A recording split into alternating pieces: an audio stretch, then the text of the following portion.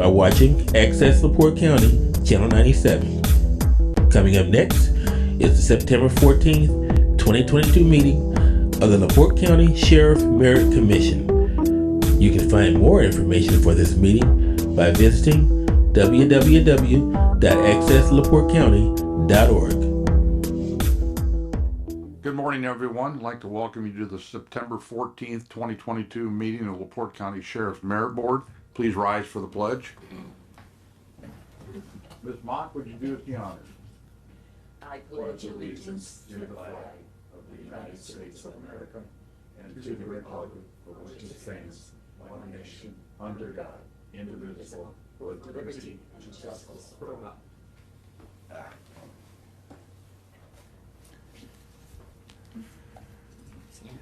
Did everyone receive a copy of the minutes from last month?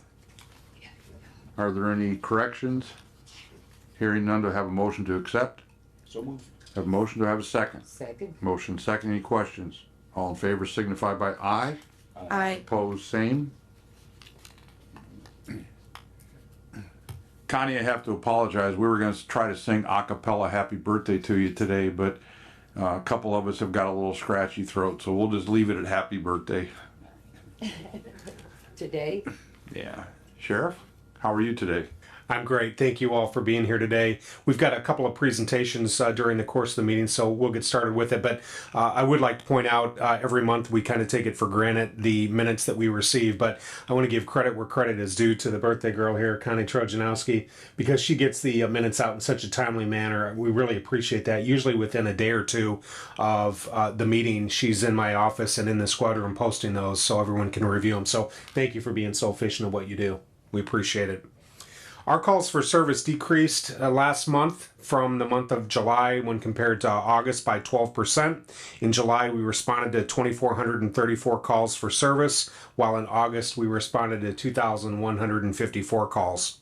The number of motor vehicle crashes remained the same. We had 86 each month, which is kind of ironic. And the number of traffic stops decreased during that time period by 22%. And the citations also decreased by 31%. Part of that reason we'll explain a little bit is we did not have any traffic reduction enforcement blitzes going on at that time, so we didn't have the additional manpower that traditionally comes in those months, specifically around Christmas time, spring break, St. Patrick's Day, 4th of July, Memorial Day. Our day shift patrol did see a 9% decrease in their call load from July to August, while the afternoon shift had rather minimal decrease, a 1% decrease in their call volume, and the midnight shift had a 21% decrease in calls for service. Our patrol shift shortage is reflected in the reduction in areas such as traffic enforcement and other calls that are self-initiated. As a result of personnel shortages, we've also noted an increase in response times for calls for service. We have had, I don't want to necessarily say complaints, maybe one was a complaint, but a couple of concerns. People have called in about response times, and when we explain, we're very short, we're very busy.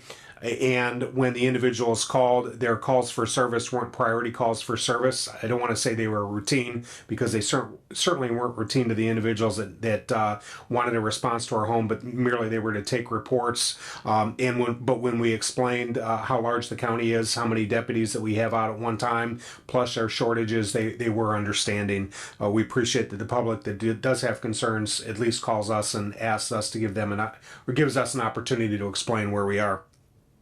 We did respond to 7 calls for service at Franciscan Health in Michigan City in August, which was the same number of calls that we responded to in July. As you are aware, Deputy Nate Albanese tendered his letter of resignation from the Merit Division, and he has since returned to his position in the jail. That change became effective on August 15th, and he tendered that letter of resignation during his field training program. Detective Christina Heineck has announced that she's going to be resigning from the Sheriff's Office effective on or around October 5th. Her last workday will be September 28th. She's landed a job in the private sector, and we wish her the best of luck and thank her for the service and dedication to the department. She really is going to be missed, as all our employees that choose to move on. Deputy Gorney has completed his field training and he's been released to patrol on his own. On September 11th, he reported to the day shift, and Captain Dallas Smythe and Sergeants Nathan Battleday and James Arnold were pleased with his field training, and we're pleased that he's out on his own right now. Deputy Disbrow and Sanchez are in week 6 of their academy training. As a reminder, they're at the Northwest Indiana Law Enforcement Academy. They report that they're enjoying their training and they are absorbing a lot of material. One of them described it as kind of drinking from a fire hose, especially the first couple of weeks. There's a lot that's thrown at them. Yesterday, September 13th, they had their final cumulative criminal law exam. It's hard to believe that they've already taken their final exam for criminal law. That's the week 5 or week 6, I should say. The results are not in yet. They should be in by the end of the week, and we've not heard anything back from them as to how they felt. But I know Deputy Sanchez, I was in communication with him this weekend. He spent almost the entire weekend studying for that criminal law exam. That is a big one, and that is really important, needless to say. Their academy training began on August 8th, and as a reminder, it's going to conclude on November 18th. We have 6 merit deputy positions to fill at the time. And at the close of the application deadline, we received 7 applicants. Physical agility testing and the written examination took place on August 29th. 6 applicants participated and 4 passed the agility and written exam, and 4 were interviewed by an internal interview board. 2 moved on to the computer voice stress analyzer, and they have since been moved on to the background stage that's being conducted by our investigative division. Our goal is to have this process wrapped up by the end of this month, as we have a seat reserved in the South Bend Regional Police Academy, and that academy class begins on October 31st. I have had a conversation with President Kimmel regarding that. He was in yesterday, and I think we talked maybe one day last week about that. So he's aware of that, so time is of the essence. And I did hear some back and forth this morning prior to the meeting. I think you're working on getting the interview dates for the Merit Commission? Yes, you indicated to me that the Bureau was supposed to have the background checks done by the 19th. So I did talk to the chief about getting those packets to us as quickly as possible, and we will conduct the interviews on the 22nd, which is a Thursday, so then that will give you the opportunity to take it from there, Sheriff. But we'll work diligently to get that done. Perfect. What time will those? 9 o'clock will be the first one. We'll do 2 of them, 9 and 9:45. All right. After the meeting, I'll get with Mrs. Trojanowski so we can make public notice of that interview. Thank you to Mr. Kimmel for monitoring the testing process. We appreciate the time commitment to this process. It helped it to go more smoothly. Deputy Alex Clemens was named a Traffic Safety All-Star by the Indiana Criminal Justice Institute, and of those 60 All-Stars, which were made up from deputies, officers, and troopers throughout the state, they were recognized at a Indianapolis Indians baseball game on August 31st at Victory Field. This recognition is an honor, and we're really proud of Deputy Clemens, and we congratulate him. It's really nice that it seems like every year we have at least one deputy that has been named the Traffic Safety All-Stars, and we're really pleased that we continue that tradition, and Deputy Clemens really deserved that. And with each impaired driver that he removed from the street, that represented perhaps a life-saving measure in which he was being proactive. So we're really, really proud of him. On Wednesday, September 21st, that marks the 42nd anniversary of the line of duty death of Deputy Neil Thompson. We'll continue our tradition of meeting at the New Carlisle Cemetery at 10 a.m. to mark the exact time of Deputy Thompson's death and have a brief prayer and time of remembrance. Seth Merrill, our department chaplain, will be leading us in prayer, and all are welcome and encouraged to join us. And I know many of you have been there in the past, and we hope that you can make it out there. As also tradition, we hope to have a impromptu breakfast afterwards. Perhaps we'll go to Jenny Ray's or another local restaurant for breakfast afterwards. So if you can join us at 10 a.m., we would appreciate it. We want to make sure that we continue honoring the sacrifice made by Deputy Thompson and the sacrifice made by his family that happened on September 21st, 1980. Is that 10 a.m. Central? It's 10 a.m. our time, correct. Captain Dallas Smythe is here, and he's going to present information regarding our canine program and the recent participation of the canines and their partners at the Canine Olympics that were held at Von Lick Kennels near Peru, Indiana. Good morning, everyone. So, really, I want to brag up our K9 division. Of course, these guys put a lot of hard work, a lot of dedication into what they do. On August 22nd through the 26th, they attended the Bondage Kennels Olympics and certifications. There was over 100 canine handlers there that competed in narcotics, explosive, patrol, tracking, and from what I'm told, a brutal obstacle course. Austin Wells placed second out of 100 teams, roughly 100 canines for tracking. He also placed third for hard dog, fast dog, which is on the last day. He placed third, which it's a phenomenal event. I mean, a huge crowd gathers for that event. Public people come and show up. And then he also placed second place for narcotics open air. Deputy Samuelson placed second place in narcotics scent logic. Last year he placed third, so he won up that from last year. And overall, out of 22 narcotic teams, the Sheriff's Department, our three guys placed eighth.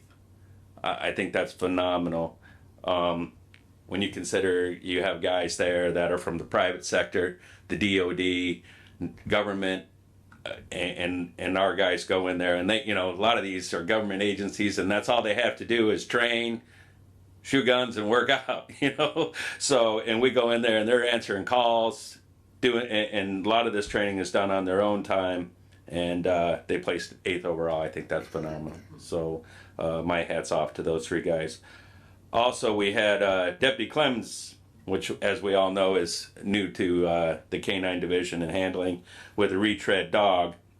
And we had numerous compliments from instructors and judges down there that couldn't believe that he was a new handler with a repurposed dog. And their comment several times, their comment to Deputy Clemens and to our other handlers down there is, whatever you guys are doing down there in LaPorte County, keep it up. So that's excellent. Thank you. Thank you, Captain. Thank you, Captain Smythe. We like everyone else, really proud of our canines, and they really showed their moxie at the Canine Olympics, and a lot of representation down there. And they just keep getting stronger. But the added benefit for them participating in the Canine Olympics is they also had their annual recertification at the same time. So that's taken care of for yet another year, something they won't have to worry about until next August or September. Thank you for that presentation. Appreciate it. I also should note, when we're talking about canines, I did communicate with Deputy Bobby Greer the other day, who has recently left, and as you are aware, Argo, his canine partner, retired as well, and he reports not only is he doing well, but Argo is doing well too. He's adjusting to his retired life. We're really happy. I know we were concerned about how Argo would do when Bobby left home, and Argo watched him drive out, but he said so far so good. And we're happy about that. We're happy that those two are together, and Argo will live out his life of retirement with Bobby Greer and his family. Also present is Chief Deputy Ron Heeg. Major Patrick Cicero was going to be here, but he's on the on-deck circle to testify in circuit court in a homicide trial that's taking place over there, so he won't be able to make it. But Chief Deputy Heeg is here, and he's going to present information regarding our proposal to the County Council concerning pay increases for our staff.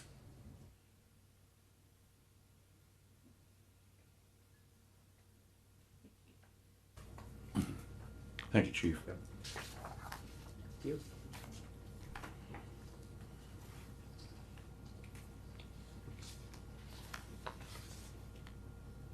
Good morning, Mayor, Commissioners. As you can see, we put together a package that we're going to present to the council next week, Tuesday the 20th, at a special lit tax budget workshop that the council is hosting. This is something that Major Cicero and I have been working diligently on probably over the last 2 months. This has been a project that we've been working on probably longer than that, but him and I have been diligently putting this together and trying to get prepared for this presentation on exactly what we at the Sheriff's Office need to help stem the tide of officers leaving and to reward our tenured officers who have been committed with the county for years. If you open up your package there, you'll see the first couple of pages are just some advertisements that I have pulled off of my Facebook page. These are just a few. I've got plenty others, and these are departments that are actively recruiting, actively hiring, and all of these that you see are within a 40-mile radius of downtown LaPorte. So it's not like these are far and away agencies that are recruiting locally here. These are local agencies that are actively recruiting our officers, and with some of these advertisements, it shows that currently our officers are being paid anywhere from 25 to probably 40% lower than some of these departments, and we can prove that. We've got the information here right in front of you that will prove just that, and it will help justify and validate some of the numbers that we're asking for when it comes for raises for the men and women of the sheriff's office for next year. Just a couple of notes there. You can see the St. John Police Department, their probationary officer is going to start out at just almost $65,000. That's 25% higher than what our starting deputy makes currently at the sheriff's office. You can see that a first class patrolman for the same department will make almost $81,000. That's 28% higher than our most tenured deputy here at the sheriff's office. That's almost $2,000 more a year than I make as a 25-year chief deputy here at the sheriff's office. So those are some pretty significant differences, and it's just not them. If you look over at the South Bend advertisement, their second year salary is almost $66,000 a year, and again, that's 25% higher than a second year deputy here with the sheriff's office. And a second year patrolman over there will make $2,485 more a year than our highest tenured deputy here, who's got close to 30 years of service. So the numbers are staggering. It's sobering and it's shocking to see that. You go over to Crown Point on your next page, and their starting pay is 30% higher than a deputy with the same time here. So you can see where we're starting to get, that 25, now we're up to 30% below the average just locally. And then you got a couple others that are actively recruiting as well too. Your next page after that, I believe it's going to be page 4, is just a bar graph, and it does some comparison, and it kind of puts into perspective exactly where we start to fall behind. The bars on the very left would be the blue color. Those would be the starting salaries, and then as we move left to right, that's where some of the longevity and some of the rank structures come in. And you can see where we really, really start to fall behind as well. And that's where we start getting close to that 40% below what some of these other regional departments are paying their officers with the same rank and same type of service on that. So again, it's shocking. The next page is what the current Indiana State Police pay matrix is. And if you look at the top right corner there, you can see that this pay matrix is already 4 years old for the state police. And with some of their salaries, if we compare Major Cicero's salary to a major with the state police with the same type of longevity, that's where Major Cicero was paid 37% less for the same rank and same time frame with a major with the state police at that same time frame. So I said that our officers were paid anywhere from 25 to close to 40%. The stats right there to prove it. So as we move on, I want to point out a salary study, salary comparison. It shows us comparison with the state police, us comparison with the state police with an officer who has 12 years of service. I use 12 years of service as a guideline because that is the average length of service here at the sheriff's office is 12 years of service. I've got two highlighted there. A trooper with 12 years of service makes $70,500 a year, and up until this year, they made more than a major with our department. And Major Haferkamp, who retired earlier this year, who had 30 plus years of service, was making less money than a trooper with only 12 years of service with the state police.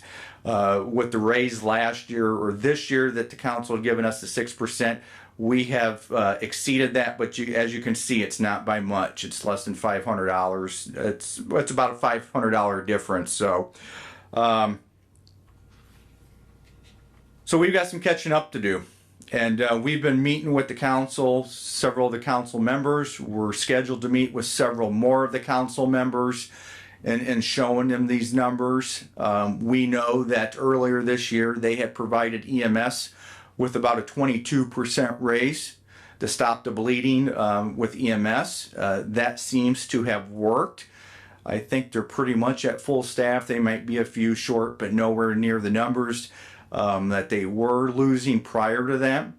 I know E911 has kind of approached the council just a month ago and are asking for about a 22% raise. I believe they're 14 positions down, so they're really hurting as well too. And if you go to the next page, you'll see what we're proposing for the merit deputies. And speaking with several of the council members, they realized that there was not much separation in pay with longevity and with rank. We have some supervisors that are making less than subordinates, so they asked that we would put together something that helps create that separation in rank and helps spread that gap out and really starts with our rank. Because in the previous slide, you can see that some of our biggest issues with guys and gals with longevity and guys and gals with rank, where we really start to fall behind. So basically, we're asking for a 25% raise for the starting salary, and then we kind of progress it up from there based on longevity and based on rank. We're not asking for a 25% raise across the board. We're going to start off with the starting salary of 25%, and we kind of gradually work up to about 35% raises based on longevity and based on rank. So as you can see in the first column there, we've created a greater separation in rank. It's about a 7% increase if you get promoted for your salary as well too. So that's what we're going to be presenting to the merit or to the council on Tuesday. We've met with several of the council members already. We've got several meetings already scheduled for later today and on Monday, and it's been very optimistic. We're feeling really good about it, and that's where we go. I'll entertain any questions if you guys have got any.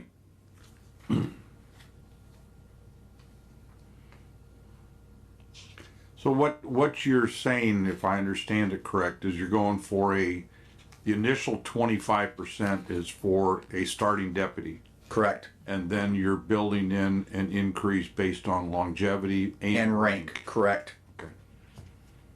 I know nothing is more disheartening to work hard to get promoted and you have people that are under your supervision making more money base. I mean, not including overtime. That's it's not acceptable. Correct. And I want to be careful because I don't want to throw the council under the bus because they truly understand our plight. They really do, and they've committed to diligently work to fix this. They fixed it with EMS. They're trying to fix it with 911, and they've taken a substantial step with passing this lit tax, which is going to be very helpful with us and help to get where we need to get. But, you know, as a guy that's been with the sheriff's office for 25 years now, we've constantly been told we would love to be able to pay you guys, but there's no money.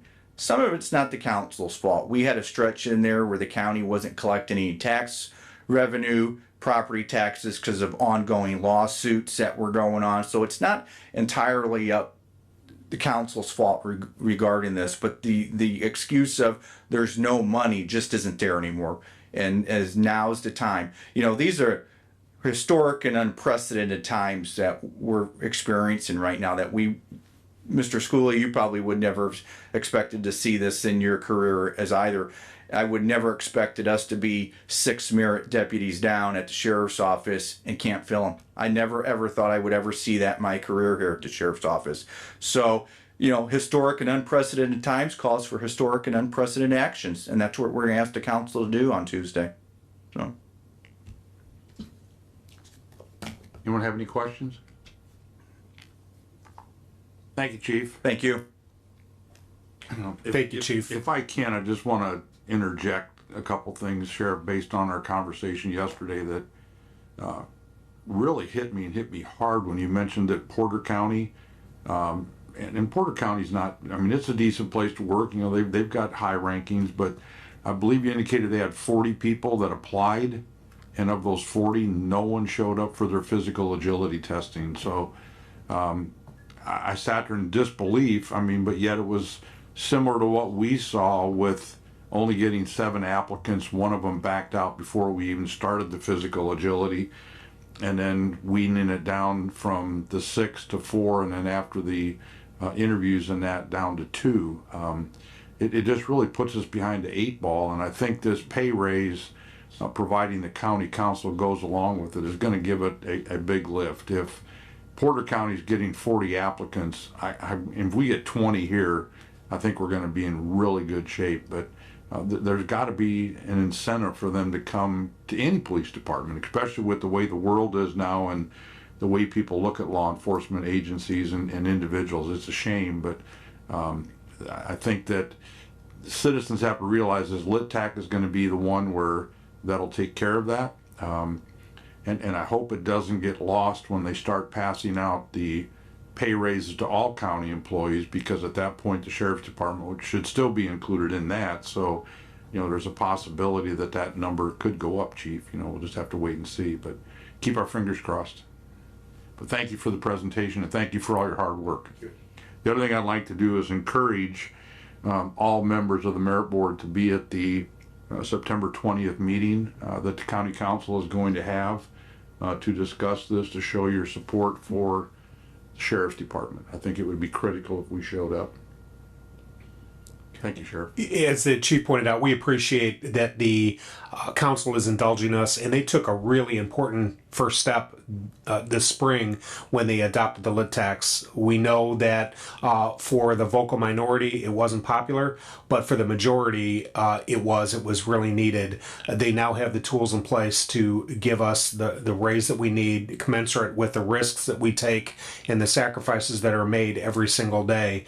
And we talked earlier about our response times that really out of our control because we have such a large county. We were understaffed anyway, as you know, prior to losing employees, not being able to fill those. But we need to retain the employees that we have. That's really important that we retain that expertise and that knowledge, the experience, and it's important that we attract good qualified applicants, and this is the mechanism. These are the tools that we have in place now to be able to do that. I'm really pleased. The chief is pleased. Major Cicero is pleased with the council because we've had a number of them reach out to us and ask us, what do you think? What do you think is needed to retain those employees, to reward them and to attract good ones? So we've got an excellent dialogue, and we're really happy that they're so willing to come in and speak with us prior to this workshop on Tuesday evening to gain as much information and knowledge as they can. They're asking really good questions about our operation and the operations of other agencies in our area as well, to see how they're handling this manpower crisis that we're suffering nationwide. Our next item on the agenda is just another job really well done by a couple of our deputies. On September 1st, Deputy Austin Wells overheard radio traffic regarding a vehicle that had crashed into a home on Monroe Street in LaPorte. He responded, and he found that there was a vehicle that was crashed that was completely inside a home. He also determined that smoke was coming from the vehicle and there was a fire under the hood. The occupants of the home had been able to escape without injury, but the occupant of the vehicle was trapped inside. Try as he may, Deputy Wells tried to free the driver, tried to get to the front doors of the vehicle. He couldn't because of all the debris that was trapping him inside. He was able to remove some of the debris as the fire was building from under the car and had spread into the house itself. Now imagine working against time and trying to save a life and trying to preserve your own life as well. He's able to remove debris, get into a rear door of the vehicle, and remove the driver who was trapped behind the wheel of the vehicle, pull him out through the back door of the vehicle that was inside the house as the fire continues to spread, got him onto the floor. Deputy Roby quickly arrived, and the two of them together carried this individual out of the car and out into the sidewalk. The fire department hadn't arrived yet. The ambulance hadn't arrived. They provided aid to him until the ambulance arrived on scene. The fire department got there, and they started fighting the fire that was contained within the home. This is a truly heroic act by Deputy Wells and Deputy Roby as well. We couldn't be more proud of them. They truly saved a life. And it really, after reviewing the report, a short time after that, very early in the morning of September 2nd, I received a text from Chief Andy Snyder of the LaPorte Fire Department, and he wanted to convey that after surveying the scene and talking to his fire crews who arrived first on scene, that there was no doubt in his mind and no doubt the minds of the fire crews that Deputy Wells' actions saved the life of that driver, and he wanted to pass that along. That has been passed along to Deputy Wells as well. We're really proud of both of them, and they're both will receive the department's Life-Saving Award. They've also been nominated for a Life-Saving Award to be given by Modern Woodmen, which is an organization out of Michigan City. The really neat thing about this is this organization will be making a $100 donation to the charity of the choice of each of the deputies. So this will help other organizations and other people who are in need as well. I'm going to suggest to the next sheriff that when the nomination period comes up in June of next year from the Indiana Sheriff's Association about life-saving awards that should be given statewide, that the Deputy Wells and Deputy Roby be nominated for that. And I'm quite certain that they would be awarded that award at our annual conference that takes place in the summer of each year, in which all sheriffs from Indiana participate and are present. So a really, really nice job by Deputy Wells. It's worthy of recognizing him here today as well. This is at least the second or third time that you've heard his name be mentioned in our Merit Commission meeting this morning.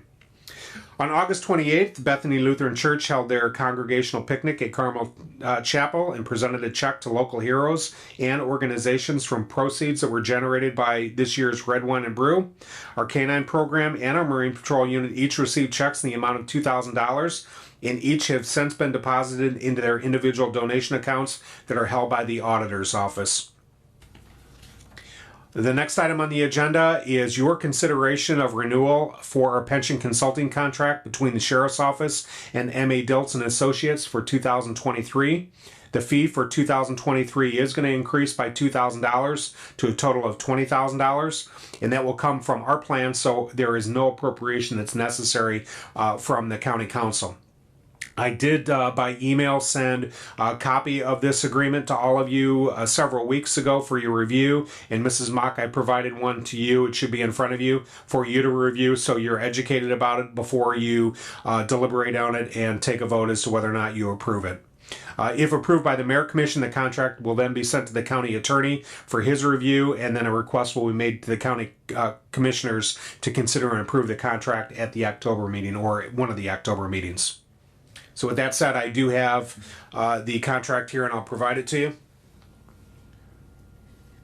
Are there any questions from anyone on the board concerning this? I just have to echo the contributions that Dilson Associate have made since we started the pension committee and that, and the having Dilts come on board. By the way, that recommendation was made by Porter County that we hire Mr. Dilts, and he's been with us for quite a while, and it's just so reassuring. He just really holds the investment firm. He holds their feet to the fire, and I've heard the bankers say more than once that it'd be nothing to have Chris call them and say, you know, get this thing back in line where it's supposed to be. I don't think anybody realizes the importance that Dilts and Associates is performing to protect your future and your pensions. So I would encourage everyone to support this. So can I have a motion? So moved. I have a motion to accept this. Do I have a second? Second. Any comments? All in favor signify by aye. Aye. Opposed, same. Thank you.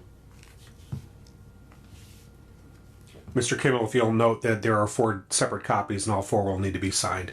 I saw that. Yeah, and I'll get it from you at the end of the meeting. Okay, I'll need thank it you, back. Sheriff. Thank you. Next so- are I'm letters so and glad emails that- of commendation. I'm so glad that Jim doesn't have to count it for me, so. He's quick with math. Yeah, he is. We have letters of commendation, appreciation, and recognition. And the first is a letter of commendation and appreciation from the family of an individual who suffered a medical emergency at home.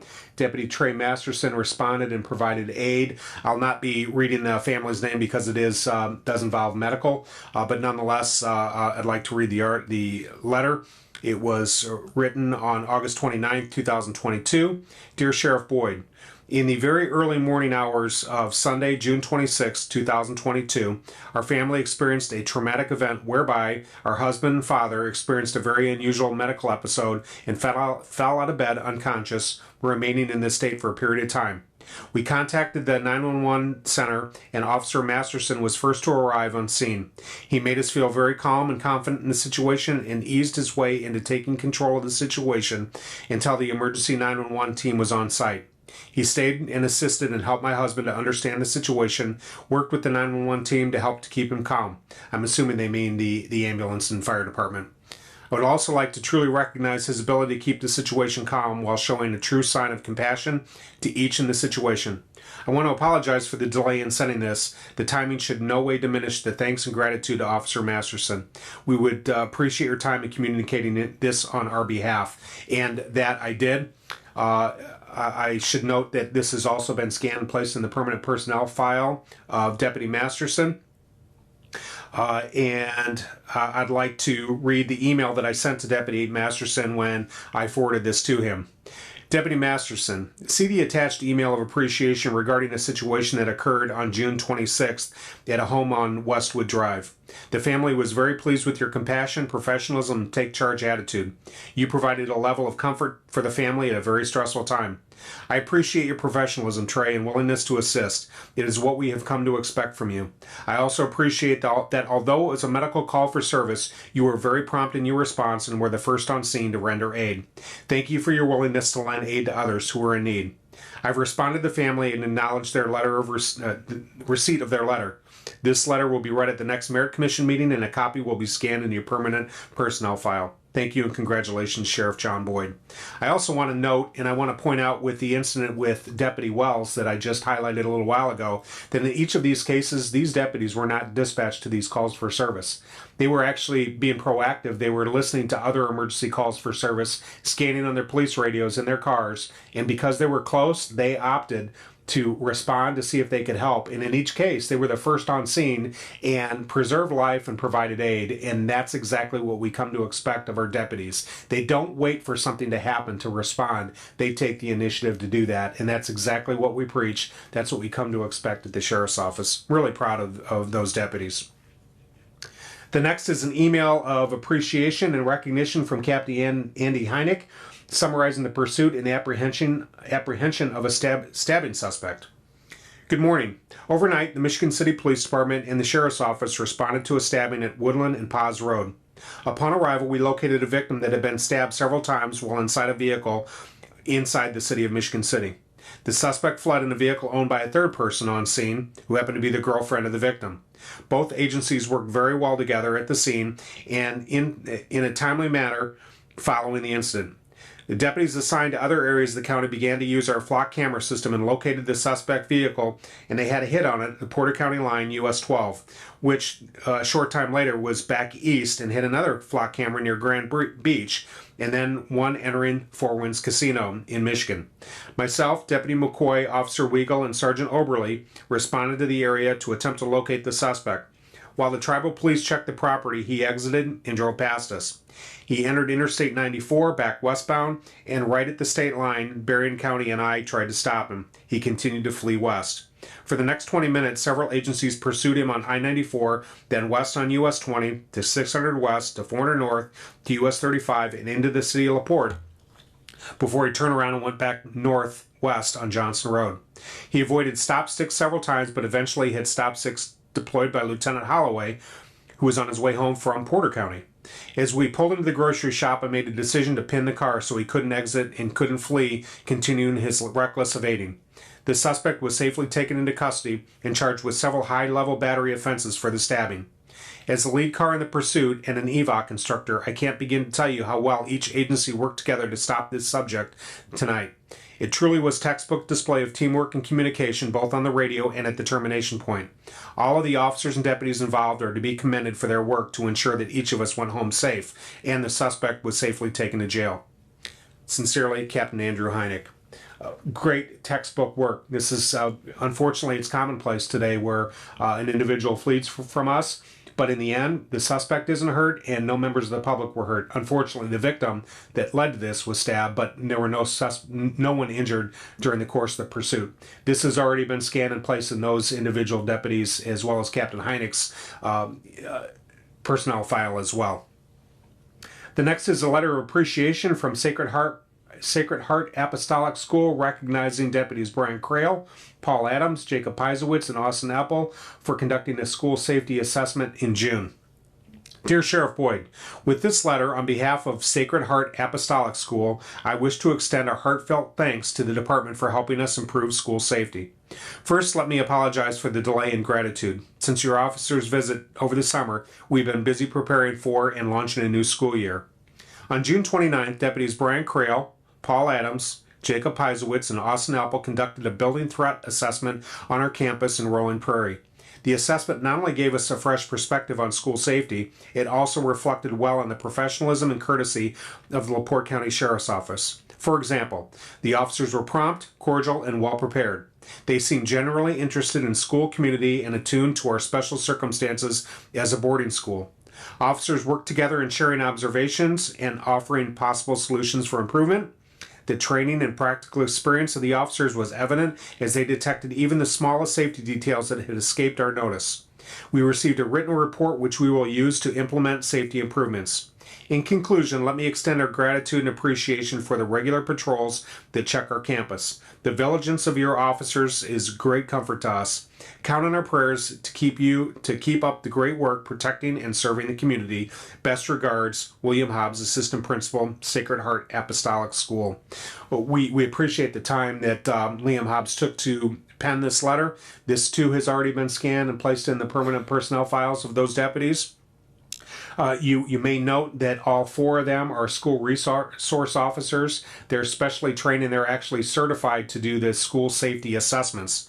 They've done the school safety assessments throughout LaPorte County and have been so effective they've actually been called on to do some private schools like Sacred Heart.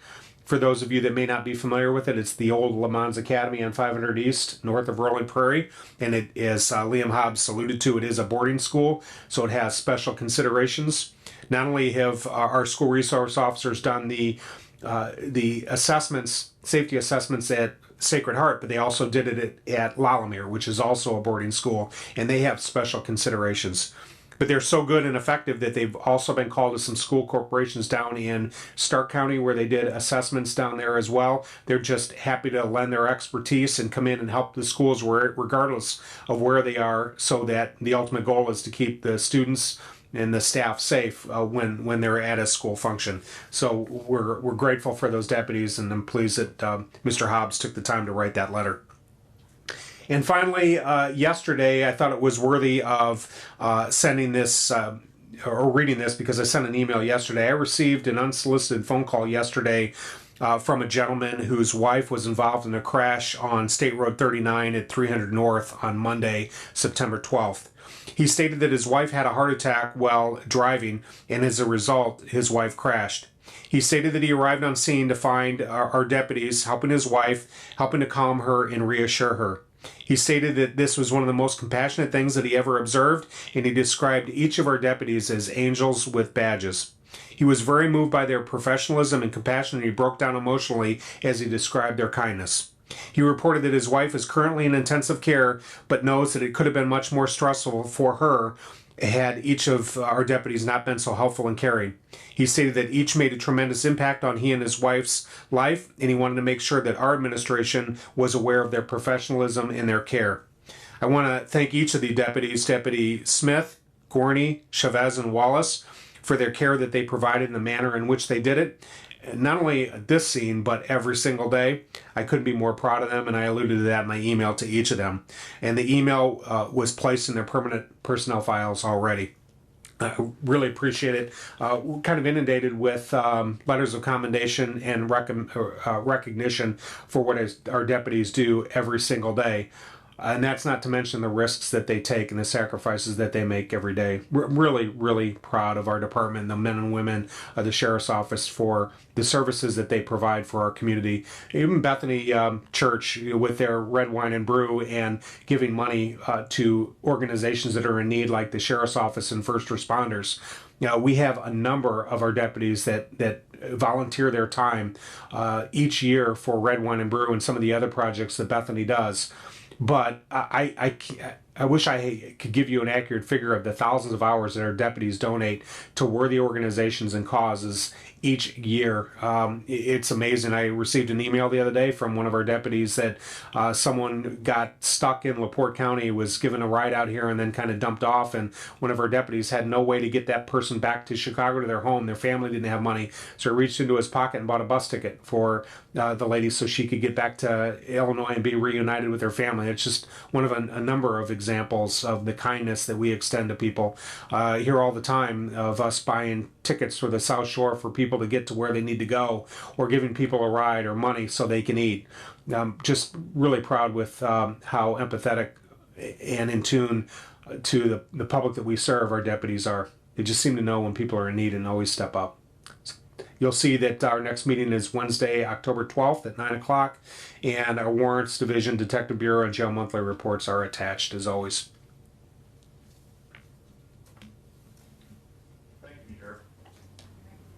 Thank you, Sheriff. Are there any comments from the floor? Any comments from the floor? Hearing none. Comments from the board? Jim? I have a few congratulations to the K-9 team. Incredibly hard work. For those interested, there are videos of the Fast Dog, Hard Dog stuff online. It's rather entertaining. Chief, you and the Major, excellent job on the salary presentation. Hope it goes well. And a point of personal privilege, I want to thank, I will thank Sheriff, Chief, Major Cicero, Captain Hahn, the investigative division, the patrol division, for coming to our aid, our Chief Swistex aid specifically, 2 weeks ago for our event in Michiana Shores. It's comforting seeing the response when that call for help went out. Myself, I had just stepped out of the state police post in Lowell when all that broke loose. So thank you very much. It's greatly appreciated. I'm also going to thank the Michigan City Police Department, Chief Marshal Steve Dick from Troll Creek, Grand Beach, Michiana Chief Lehman and Lieutenant Knoll, EMS, and Michiana Shores Volunteer Fire Departments. It's a tough day, but thank you very much. Ms. Mock? Jim? Yes, I'd also like to congratulate the K-9 teams and their partners, and also Deputies Roby and Wells for their job on that, helping that gentleman out. I think they did a very good job. Laura? Yeah, I want to echo what both Jims said. And I also want to thank you, Sheriff, for mentioning the fact that they were listening to a scanner and responding and being proactive.